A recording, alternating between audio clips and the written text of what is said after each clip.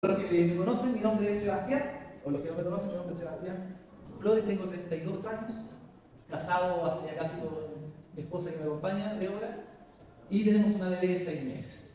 Estamos bendecidos, pero ¿sabes qué? Acostumbrándonos a todo el tema de lo que trae un bebé en una casa, de asombroso lo que un bebé trae, estamos muy bendecidos de parte del Señor por la llegada de nuestra hija. Vamos a abrir nuestra Biblia, ¿te parece? En Primera de Pedro, capítulo 5, del versículo 6 al versículo 11.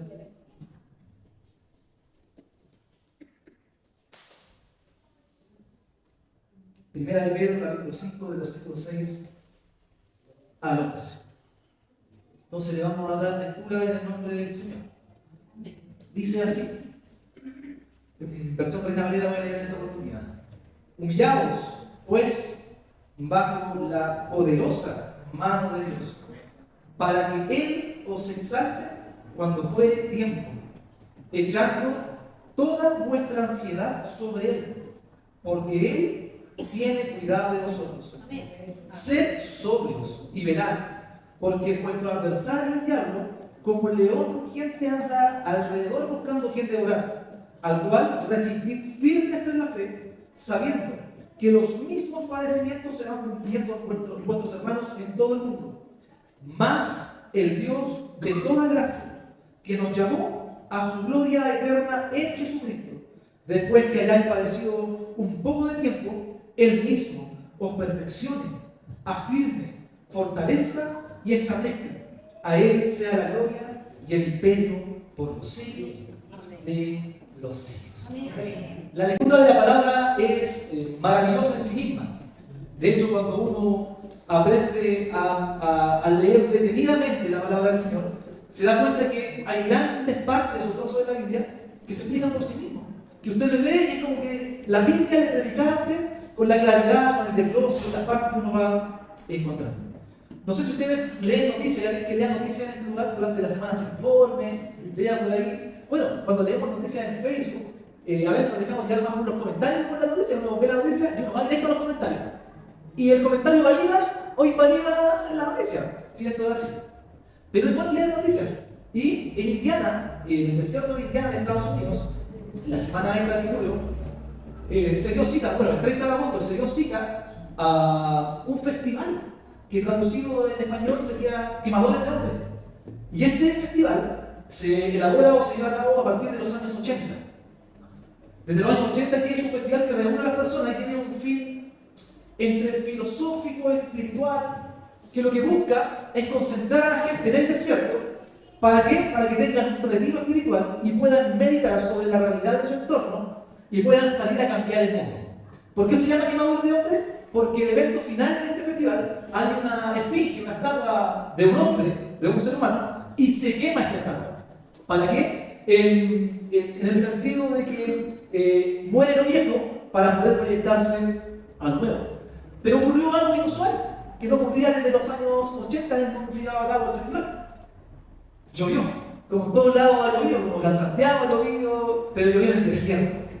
Entonces toda la gente que fue convocada al desierto, el fango empezó a producirse, empezó a subir por los tobillos, y luego casi hasta la rodilla, y la gente empezó a clamar por los organizadores. Y el comunicado de los organizadores fue: si tienen agua y si tienen alimento, cuídenlo. El buen chileno arregla como pueda, mientras nosotros intentamos saber qué hacer, porque esto se escapó de nuestras manos. Es maravilloso entender que el Dios que nos convoca a nosotros nunca se desliga de la responsabilidad que Él tiene en nuestra vida. Que cuando llegan los momentos de dificultad, que cuando llegan los momentos de proceso en nuestra vida, Él siempre está ahí siendo fiel, porque Él es quien convocó. Y Él es fiel para permanecer a nuestro lado. Él no escapa, Él no nos manda un correo electrónico, un WhatsApp y nos dice: bueno, ¿qué es lo que tienen en sus manos? Arréglense como puedan. Sino que el Dios que llamó se hace cargo en medio de todas las dificultades de la vida para poder salir adelante con nosotros.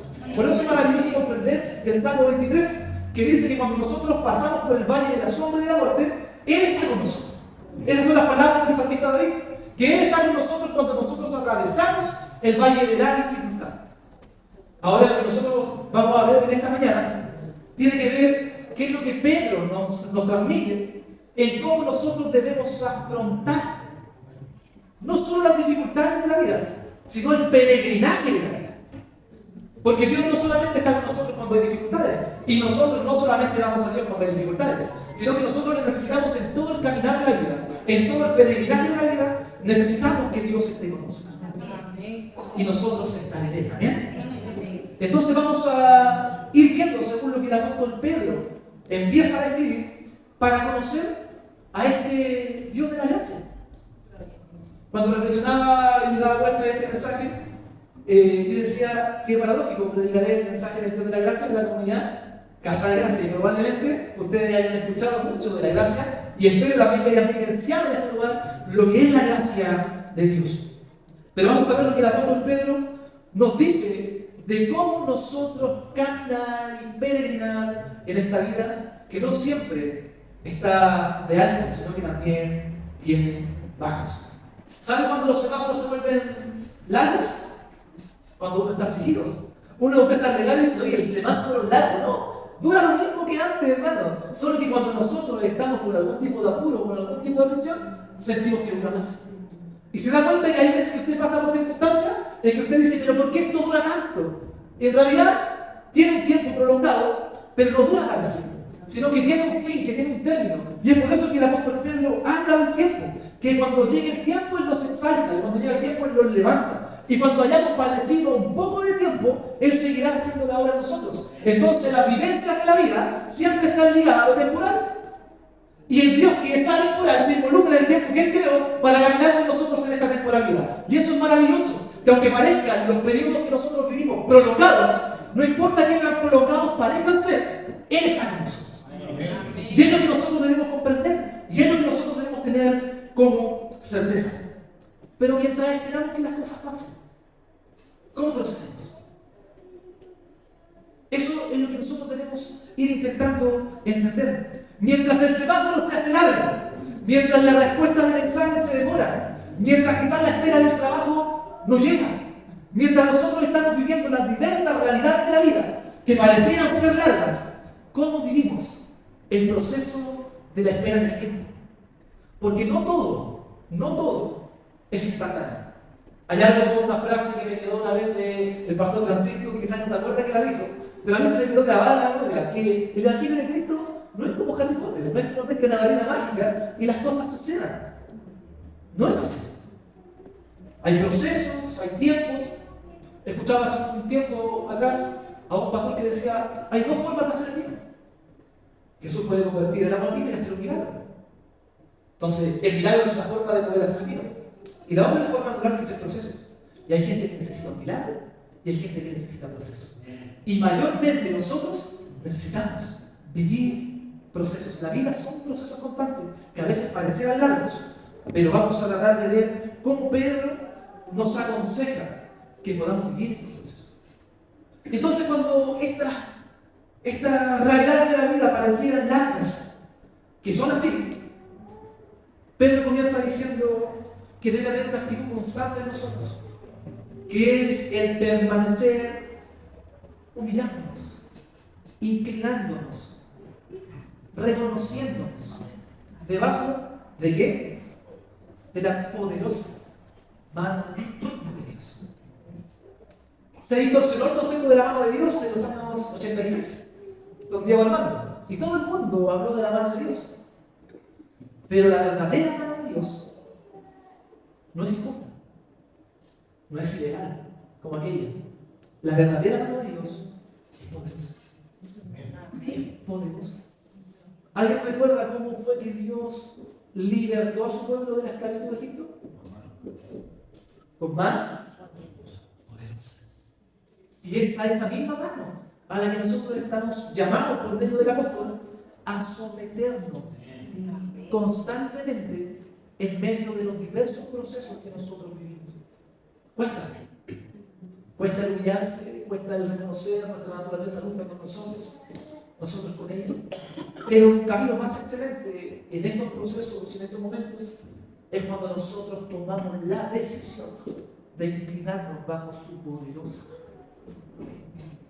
Porque Él rescata con poder, porque Él levanta con poder, porque Él sostiene con poder, porque todo lo que Él hace está asociado al poder, porque Él no puede dejar de ser poderoso. Entonces, cuando nos sometemos debajo de la mano de Dios, estamos en un lugar seguro, aunque se vuelva largo el trayecto.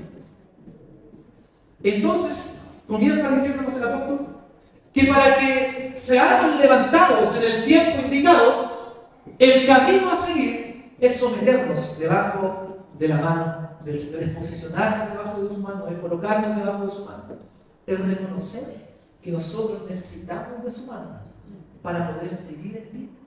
Usted sabe que cuando se distorsiona la Biblia usted puede decir cualquier cosa. Y esto no quiere decir de que Él lo va a exaltar, como algunos pueden pensar, de que hoy día usted es pobre y mañana es multimillonario. No, tiene que ver con poner en pie, que Él usted lo levanta. Que Él es quien nos levanta, que Él es quien nos sostiene, que Él es quien nos guía con su poderosa mano. Pero, aparte de poner nuestra vida bajo la poderosa mano de Dios, el apóstol hace un llamado a que echemos nuestra ansiedad sobre Él. Y la ansiedad es otra realidad de la vida en la que nos ha tocado vivir. Estamos llenos de preocupaciones, llenos de ansiedades, el tiempo parece que se hace corto, no nos alcanza el tiempo para hacer todo lo que tenemos que hacer, todo lo que nos gustaría hacer, y nos volvemos a frustrar, y nos frustramos porque no se puede, y nos llenamos de ansiedad. Es más, a veces este mundo nos impulsa a ponernos expectativas tan grandes que terminamos frustrados. Y eso se convierte en ansiedad constante. Pero nosotros que nos sometemos bajo la poderosa mano de Dios, también se nos llama a depositar todas nuestras ansiedades sobre Él. ¿Pero por qué? Porque Él tiene cuidado de nosotros. El Señor tiene cuidado de usted. Aunque usted a veces se lo olvide, aunque usted a veces no seamos conscientes, aunque a veces nosotros en afán de la vida no percibamos, no estemos sensibles a la presencia de Dios en nuestro quehacer diario, Él tiene cuidado de nosotros. Por lo tanto, ¿dónde es que depositamos nuestras ansiedades? En Él. Porque Él tiene cuidado de nosotros. Entonces el apóstol sigue llevándonos la atención de manera muy pastoral, nos dice: sean sobrios y velen, porque vuestro adversario el diablo, como león rugiente, anda alrededor buscando a quien devorar. ¿Cuál es el siguiente llamado? Estar atentos, estar firmes, ser sobrios, velar, estar siempre precavido a todas las circunstancias de la vida. Cuando uno maneja, uno no solo tiene que tener la mirada al frente, uno tiene que estar mirando por los retrovisores constantemente, porque existe el micreros, porque existe el electriquero, ¿verdad? Si existe algún trabajador de la conducción. Pero es un riesgo constante porque siempre hay amenazas que están a nuestro lado. Uno debe estar atento, debe estar velando, debe estar siempre apercibido, como se dice en un buen lenguaje evangélico, porque los peligros que están a nuestro alrededor son constantes. Y hay un enemigo, que dice el apóstol Pedro, que está constantemente buscando la oportunidad para que nosotros, los hijos de Dios, caigamos y seamos devorados y abandonemos nuestra fe. Voy avanzando rápido en esto para poder llegar al punto al cual nos toca el día de hoy. Entonces dice que el que anda buscando alrededor a quien devorar, nosotros lo resistimos estando firmes en nuestra fe. Nosotros no entramos en una lucha entre que ata y desata por aquí y por allá y al final no sabe quién queda más atado, sino que nosotros confiamos en la fe que tenemos, que es en la persona de Jesús, para poder resistir todas las acechanzas del enemigo. Por eso es que nosotros vivimos confiados.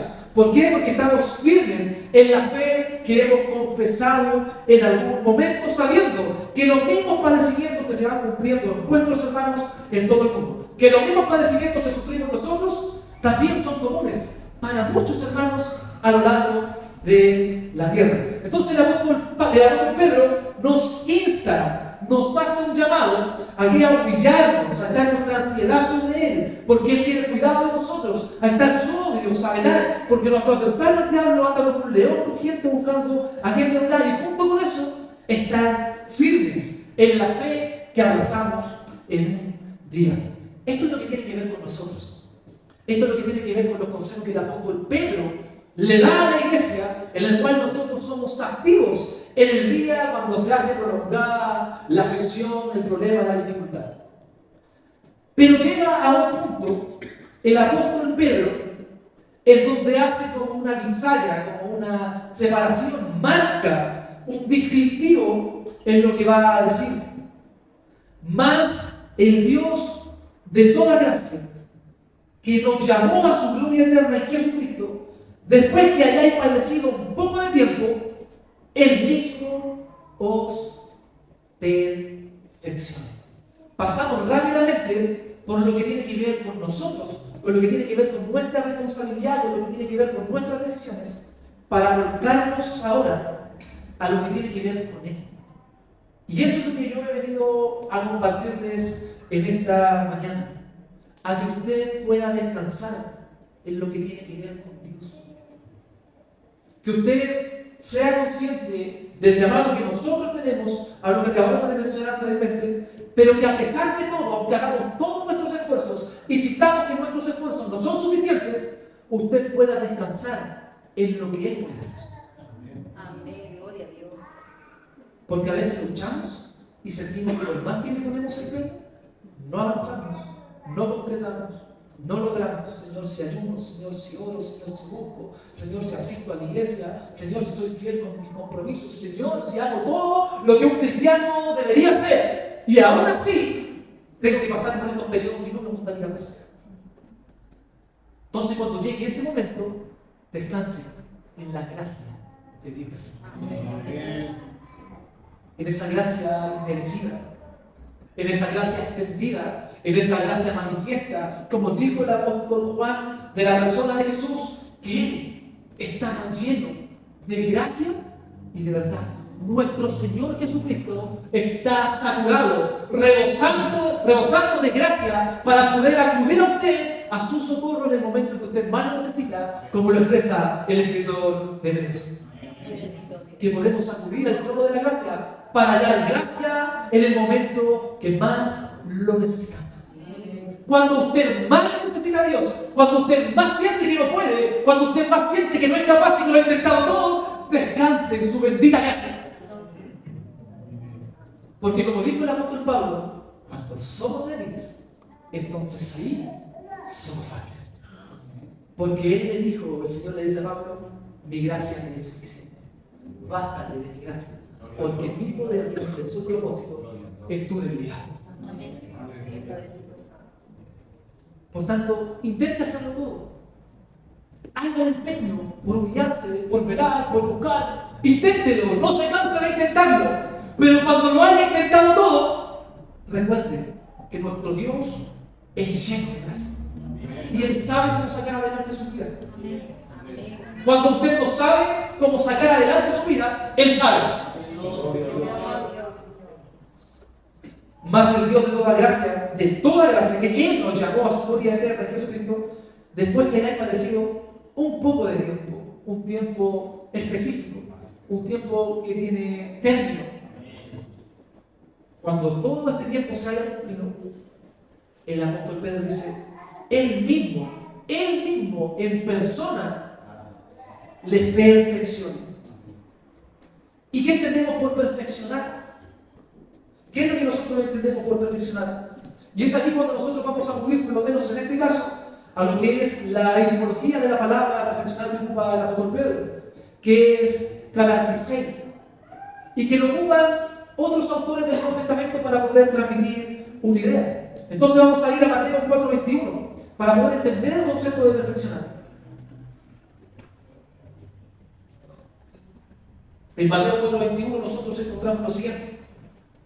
Pasando de allí, vio a otros dos hermanos, Jacobo, hijo de Zebedeo, y Juan, su hermano, en la barca, con Zebedeo, su padre, que remendaban sus redes. Y lo llamó. Catarticei, remendar, reparar, reconstruir, volver a coser, a tejer aquello que salía roto. Ese es el sentido de lo que Pedro está tratando de transmitir. Que después que ustedes hayan pasado un poco de tiempo, el mismo Dios que está con ustedes y con nosotros en esta mañana, remiende, repare, reconstruya, sale de la vida de aquellos que han tenido que padecer un poco de tiempo. Porque ese es nuestro Dios lleno de gracia. Él es poderoso para reparar nuestra vida y poder restaurar aquello que se ha quebrado en nuestra vida. ¿Cuánto quizás de nosotros hemos necesitado en algún momento que el Dios artesano venga a nuestra vida a reparar aquello que se ha roto? Y decimos y clamamos, Señor, lo he intentado con toda mi fuerza, pero no pude. Aleluya. Me pongo y humillo debajo de tu poderosa mano, porque solo tu gracia puede sanarme, porque solo tu gracia puede restaurarme, porque solo tu gracia puede hacer nuevas todas las cosas mediante la persona de Jesús. Gloria al Señor.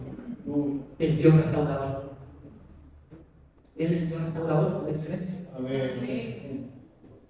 Y dice nuevamente el texto que estamos leyendo en esta tarde, que el Dios que restaura, que Él no desecha a los de corazón quebrantado ni al de espíritu contrito, que Él no echa fuera a los que vienen con su vida hecha a pedazos, sino que el mismo Dios que restaura, el Dios que perfecciona, también afirma.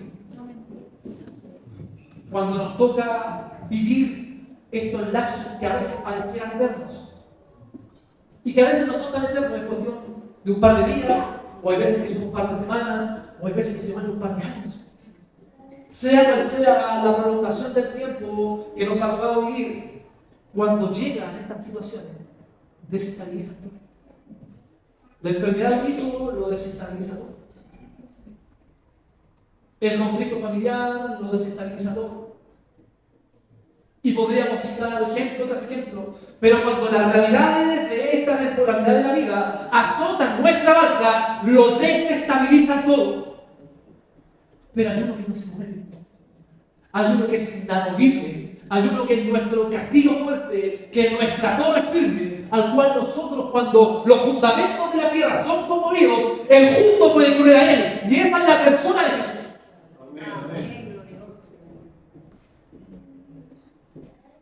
Cuando la vida nos desestabiliza, el Dios de gracia viene a nuestra vida y nos vuelve a colocar en un lugar seguro. Un lugar seguro. Gracias, Señor. La inseguridad nos consume, la inseguridad nos vuelve locos, el no saber dónde ir, el no saber qué hacer, el no saber qué puerta golpear, el no saber a quién acudir, nos vuelve locos la inestabilidad. Pero nosotros somos el pueblo de Dios y tenemos un Dios poderoso que estabiliza la vida de aquellos que confían en Él.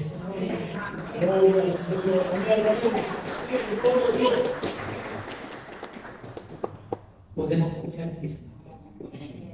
Podemos confiar en el Señor. Cada uno de nosotros tiene una opinión de lo que es la iglesia. Cada uno de nosotros tiene una opinión de lo que es la iglesia.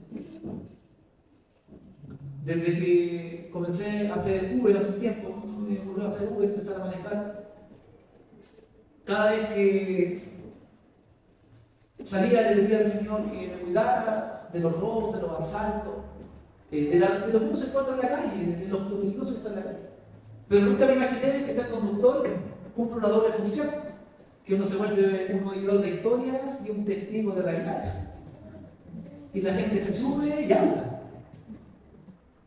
Y en oír historias y ser testigo de realidad, entonces empecé a ampliar mi oración.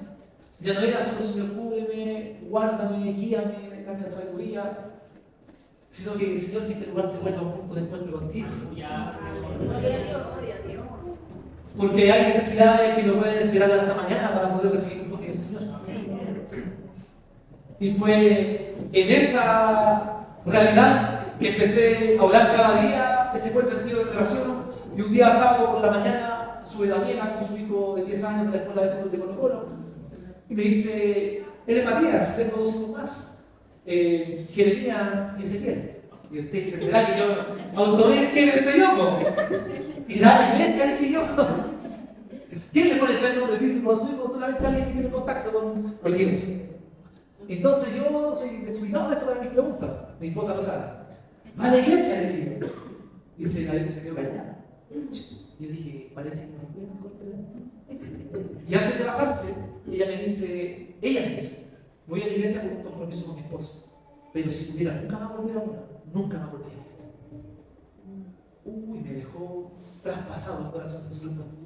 Uno por lo que ella estaba viviendo y otro porque estaba escuchando. Y lo que ella estaba centrando el niño, uno sabe, uno siempre lo dijo, escucha. Oré, y me sale una segunda carrera. Y se suben dos jóvenes.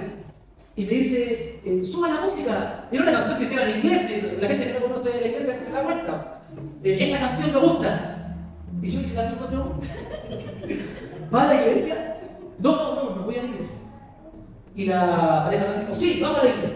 No, nos vamos a la iglesia. Y yo dije, mi pregunta de no generó un conflicto. No. Mi esposa me dice, a veces ya, me dice, no me monté cosas. Y estaba en un conflicto. Y le digo, lo que pasa es que a mí no me gusta decir que voy a la iglesia, porque yo voy, pero no quiero tener un mayor compromiso. Y dije, ¿se me querrá decir algo, Señor? Y tomo la tercera carrera continua, pastor. Y se suben dos jóvenes, parejita, enamorados. Te los miraba y estaban enamorados, jóvenes. Y se subieron y no se me ocurrió cambiar la música. Entonces estábamos en la canción en inglés, cristiana pero bajita. Y él dice, mira, mi amor, la canción que tocan en la iglesia. Yo dije, a mí sí algo me quiere sacar. Y yo dije, la misma pregunta, ¿verdad? ¿Van a la iglesia? Sí, vamos a la iglesia. Y empezaba a hablar. Yo crecí en la iglesia, me dijo, y a los 12 años no me hice nunca más. Y la niña dijo, y yo crecí en la iglesia a los 14 años no me hice nunca más. Y nos conocimos, me dijo, la niña, sin saber que nosotros dos habíamos ido a la iglesia en algún momento. Y cuando nos conocimos y nos enamoramos y nos dimos cuenta que habíamos nacido en la iglesia y que habíamos salido dañados, decidimos volver juntos a la iglesia y hoy día estamos felices porque nos queremos casar y queremos servir al Señor. Y yo dije, algo me quiere enseñar el Señor. Y es que todos tenemos opiniones distintas de la iglesia. Y que a veces las opiniones que tenemos es que hemos sido azotados con nuestra experiencia, que hemos vivido decepciones con nuestra experiencia, que en vez de encontrar alegría hemos encontrado llanto, que en vez de encontrar éxito hemos encontrado derrota. Pero cuando el Señor afirma a alguien, lo trae a la iglesia, lo trae al pueblo. Cuando el Señor hace una obra en alguien, lo injerta en su pueblo. Y es aquí donde Él lo afirma. Y es aquí donde usted entra, Juan, porque usted se vuelve instrumento en las manos del Señor para poder afirmar la vida de aquellos que llegan con una vida de estado. Si usted me pregunta a mí, ¿qué se volvió la iglesia para mí? Se volvió el lugar de mi estabilidad. Porque cuando llegué con una vida destrozada y quebrada en 1000 pedazos, fue la iglesia la que me cobijo y me dijo, esta es tu familia. Amén. Esta es tu familia. Por lo tanto, usted está en el lugar correcto de esta mañana. Usted está en el lugar indicado. Porque si usted se encuentra en una circunstancia donde su vida está inestable, es aquí donde el Señor, por medio de sus hermanos, fortalecerá su vida. Amén. Y es aquí donde hay hermanos que están dispuestos a levantar los brazos a usted y a fortalecer su vida. Porque el otro principio, ¿verdad?, que transmite Pedro, es que el Dios que perfecciona y afirma, también fortalece. Nuestro Dios es un Dios que fortalece la vida de sus hijos. ¿Y saben qué es fortalecer? Es reabastecer. Es que usted agarre una tonificación, que usted agarre una firmeza, que usted afirme sus pies, que usted afirme sus rodillas, que usted levante sus brazos y usted tenga una firmeza en su vida, la cual no tenía en medio del proceso. Nuestro Dios no solo es el Dios que restaura, no solo es el Dios que afirma nuestra estabilidad, sino que nos capacita de fortaleza para poder seguir caminando adelante. Usted necesita fortaleza. Nosotros necesitamos fortaleza. Y nuestro Dios, que lleno de gracia, está presto y dispuesto para poder fortalecer cada una de nuestras vidas en sus diversos momentos y circunstancias que nos toca vivir. Él es el Dios que fortalece. Y por último, Pedro dice que no solo les perfeccione, que no solo les afirme, que no solo les fortalezca, sino que también Dios les es fortalezca. Él es el Dios que establece. Él es el Dios que establece nuestras vidas en un lugar seguro. Yo me encuentro hace 5 meses sin trabajo, por decisión personal, porque decidí emprender de manera personal. Y no es fácil cuando uno busca establecer algo. No es fácil. Porque usted un día llega a la casa y dice, hoy me fue bien. Y luego pasan 5 días en que usted no ve ninguna labor de signo de noche. Y esto es aplicado a un área, que es el tema laboral. Pero hay muchas áreas en nuestra vida en donde nosotros no encontramos la estabilidad. Y andamos en busca de la estabilidad. Y el corazón humano se aflige cuando no hay estabilidad. Pero nuestro Dios es un Dios que establece. Y aunque no tengamos ninguna estabilidad en este mundo, nosotros podemos seguir manteniendo la cabeza en alto, porque estamos establecidos en Él, porque estamos establecidos en Cristo, porque estamos establecidos en su pueblo, porque estamos establecidos en su cuerpo, porque somos parte del templo de Dios, que son las figuras que el apóstol Pablo ocupa para poder diferenciar a lo que es la iglesia. Nuestro Dios es un Dios que sabe establecer, es un Dios que sabe reventar, es un Dios que sabe afirmar, es un Dios que sabe fortalecer nuestra vida y es un Dios que a su tiempo sabe establecer y dar una seguridad a cada una de nuestras vidas. Recuerde esto, mi hermano y mi hermana. Todos los valles de sombra y de muerte tienen un tiempo establecido. No son para siempre. No son para siempre. Que todas las realidades que nosotros nos han tocado vivir son temporales, no son para siempre. Y que nosotros contamos de nuestro lado con un Dios que es poderoso. Y que si bien Él quizás no nos va a sacar automáticamente de la realidad en la que estamos, nosotros podemos caminar y atravesar esa realidad bajo la cobertura de la poderosa mano de Dios, conscientes de que nosotros vivimos humillados bajo su poderosa mano, porque Él a su tiempo sabrá levantar nuestras vidas. Él es el Dios que sabe levantar nuestras vidas y nosotros tenemos esta confianza y esta esperanza de que Él es quien nos sana y quien nos revienta, Él es quien nos afirma y nos fortalece, que Él es quien nos establece cuando llega su debido tiempo y que por tanto, aunque nosotros veamos todas las puertas cerradas y todas las adversidades sobre nosotros, vivimos bajo la mano de un Dios que es poderoso para poder salir a nuestro encuentro constantemente.